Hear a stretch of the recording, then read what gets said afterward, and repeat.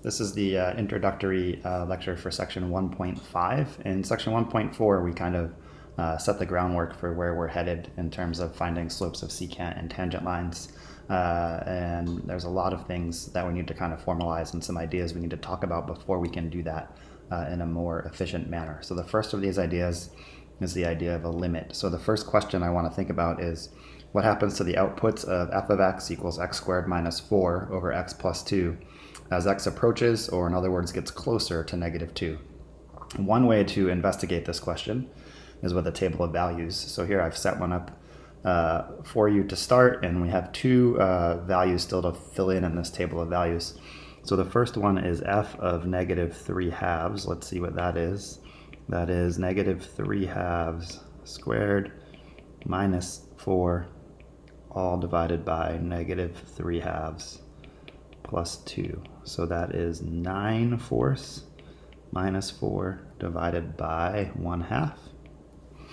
And let's see, 9 fourths minus 4. So that's 9 fourths minus 16 fourths.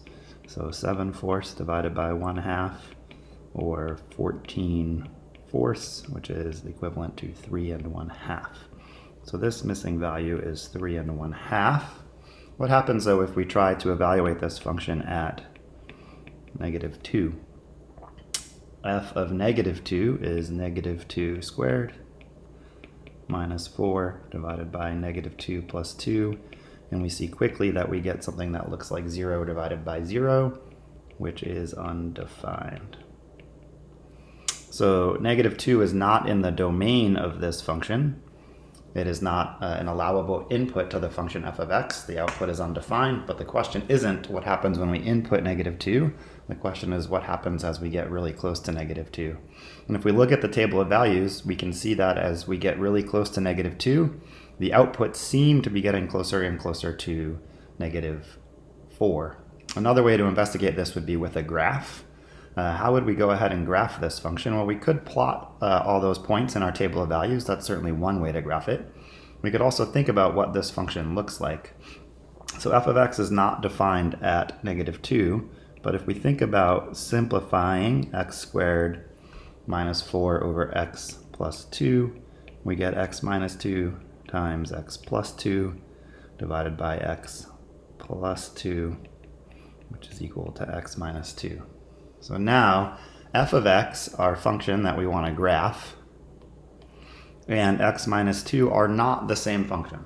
They're not the same function because one of them is defined at negative 2 and the other one is not defined at negative 2. However, they behave almost exactly the same. So the function f of x that we want to graph looks exactly like x minus 2, except that it has a hole in it at negative 2, negative 4. And so we can plot that line. It goes through 0, 2, and 2, 0. And there is the graph of our function x squared minus 4 over x plus 2.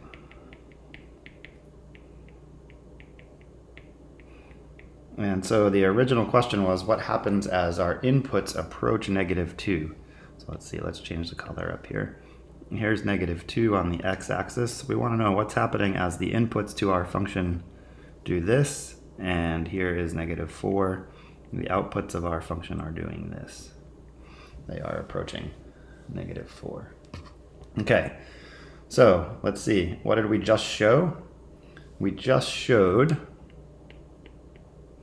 with a table of values and with a graph that the limit as x approaches negative 2 of x squared minus 4 divided by x plus 2 is equal to negative 4. Limit says as the inputs get really, really close, but not necessarily equal to negative 2, what's happening to the outputs of the function. Okay, let's investigate a few more limits. I've already drawn some pictures here for you. So here in the first one, we're asked for the limit as x approaches 3 of x squared. Okay, so what are we looking at? Here is 3 on the x-axis. We're thinking about what happens as the inputs get closer to 3. Well, it looks like the outputs are getting closer to whatever this number is, which in fact is just the value of the function at 3. So this limit is equal to 9. The limit as x approaches 3 of 4. Well, here we're asking what's happening as we approach 3 on the x-axis. Well, all of the outputs are the same. In this case, they are 4, so this limit is in fact 4. Limit as x approaches 3 of the line x minus 1. Okay, again, we're approaching 3 on the x-axis, and we're asking what's happening to the outputs, and we can investigate and see that the outputs are getting closer and closer to 2. All right, a couple more. Limit as x approaches 0 of the absolute value of x. Okay, so what's happening to our outputs as our inputs get closer and closer to 0? We see that those outputs are in fact coming down the y-axis and getting closer and closer to 0 themselves. And then here's that same function. Here's just a little warning. If we use graphing devices to graph things like x squared minus 4 over x plus 2, often they leave out this empty circle. And so there should be an open circle there in this graph. So just beware of that when you graph things like this using a graphing device. But now we're not approaching -2. Instead, we're approaching 1, which looks like it's right here in this picture.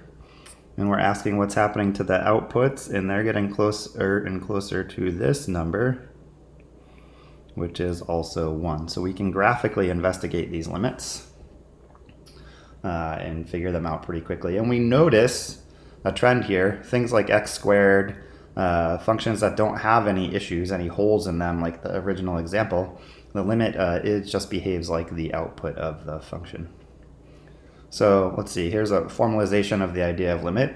We say the limit as x approaches a is just some number, f of x is some function, is equal to L. So in the example we looked at to start, it was the limit as x approaches -2 of x squared minus 4 over x plus 2 is equal to -4. In this example, -2 is playing the role of a, this function is playing the role of f of x, and this -4 is playing the role of L. If we can make the function as close to L as we want, really, by getting closer and closer to a. So if I go back up to that original picture, if you said, hey, I want you to get the function within 1/1,000,000th of -4, I would say, okay, I can get close enough somewhere close enough to -2 where that function has to be within 1/1,000,000th of -4. That's what it means to make f of x arbitrarily close to L. All right, let's look at a couple more examples, and then I'll have you go work on the activity related to section 1.5. So 2 more examples. What can we say about the limit as x approaches 0 of f of x, where f of x is the function defined as -1 for x less than 0. Okay, let's say we can graph this as we get started. So x less than 0, but not equal to 0, it's -1. So that looks like an open circle, that -1, and a line going in this direction. And then for anything greater than or equal to 0, the output of the function is 1. So that looks like a solid dot here. And limit going in this direction. What can we say about the limit as x approaches 0 of this function? Well, it doesn't look like in all the previous examples as we approached a, or in this case 0, the same thing was happening in both directions, from the right side and from the left side. But here, if we start to the right and we move our x's in this direction, they stay fixed at 1. But if we start from the left and we move our x's in this direction, they stay fixed at -1. So here's how we notate that. We say that the limit as x approaches 0 from the right of f of x, in this case, is equal to 1. The limit as x approaches 0 from the left of f of x is equal to -1. And we say that the limit as x approaches 0 of f of x does not exist. For a limit to exist, the right-hand limit, or the limit from numbers that are larger than a, has to be the same as the left-hand limit, or the limit as we're approaching from inputs that are smaller than a. So here's one way that a limit would not exist. It's when the left-hand limit and the right-hand limit are different, and in this case they're 1 and -1. Okay, the other example. Let's see what's happening here. The limit as x approaches 2 of x plus 1 divided by x minus 2. Well, this function is not defined at 2, so we have this situation going on here where we have this vertical line to think about. Now, what's happening as we approach 2 from the right of x plus 1 over x minus 2? Well, as we approach 2 from the right, that means we're taking inputs that are coming in from this direction. And what's happening to our outputs? Our outputs are just increasing without bound. They're getting larger and larger and larger. And that makes sense because we're approaching 3 in the numerator, but we're dividing by something that's getting really, really, really, really small. If this is 2 and 1 millionth in the denominator, we're really close to 3 and we're in the numerator, and we're 1 millionth in the denominator. So a constant divided by something getting really small is getting really large, and we can see that in the picture. But what happens from the other direction in this case? What is the limit as x approaches 2 from the left of x plus 1 divided by x minus 2? Well, as our inputs come in from this direction, what's happening to our outputs? Something similar. Our outputs are all moving down the y-axis in this direction, and they are approaching negative infinity. Now, what do we see? Left-hand limit different from the right-hand limit.